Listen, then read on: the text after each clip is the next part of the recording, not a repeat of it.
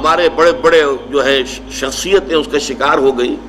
سر سید احمد خان شکار ہوئے جنہوں نے کہ معجزات کا انکار کر دیا. کیسے ہو سکتا ہے؟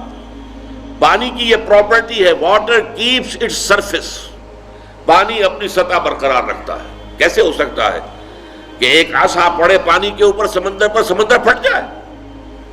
انہونی بات ہے، نہیں ہو سکتی. یہ سر سید احمد خان کا موقف ہے. انہوں نے کہا یہ ہواؤں کا معاملہ تھا، ایک دفعہ بڑی تیز ہوا چلی، وہ سمندر کو ایک طرف لے گئی، پھر بعد میں وہ ہوا بند ہو گئی، سمندر واپس آ گیا.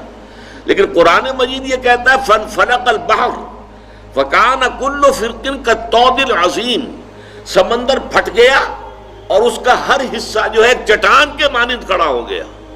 الفاظ یہ ہے، لیکن کیا ہے ذہن کے اوپر وہ نیوٹونین دور جو تھا، Newtonian physics, properties of the matter, laws of nature, laws of motion, یہ تو بالکل اٹل ہے، وہی سے زیادہ مضبوط ہے، ان میں کسی کمی بیشی کا امکان نہیں. آگ کی صفت ہے، آگ کی پراپرٹی ہے، وہ جلا دیتی ہے.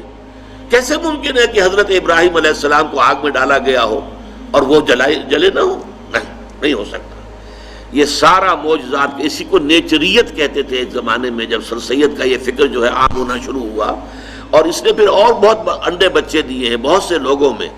قادیانیوں نے بھی یہ چیزیں جو ہے سر سید سے اخذ کی ہیں، اور اسی طریقے سے ہمارے ہاں کے منکرین حدیث جو ہیں، غلام احمد پرویز ہوں یا کوئی اور ہوں، ان سب کے بابا آدم سر سید احمد خان تھے.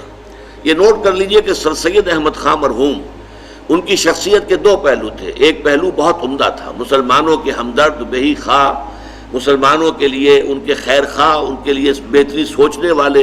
ہندوستان میں مسلمانوں کا کیا معاملہ ہو جائے گا اگر انہوں نے جدید تعلیم حاصل نہ کی، اگر وہ بالکل جو ہے آئیں گے نہیں، نہ ملازمتیں ملیں گی، وہ تو صرف سکے رہ جائیں گے یا کسائی بن کر رہ جائیں گے، اور تو کچھ کام ان کا ہوگا نہیں. تو وہ ایک محب قوم کی حیثیت سے ان کا معاملہ جو ہے وہ علیحدہ ہے. اس اعتبار سے وہ ہمارے بہت محترم ہے اور بہت ہی قابل عزت انسان ہے.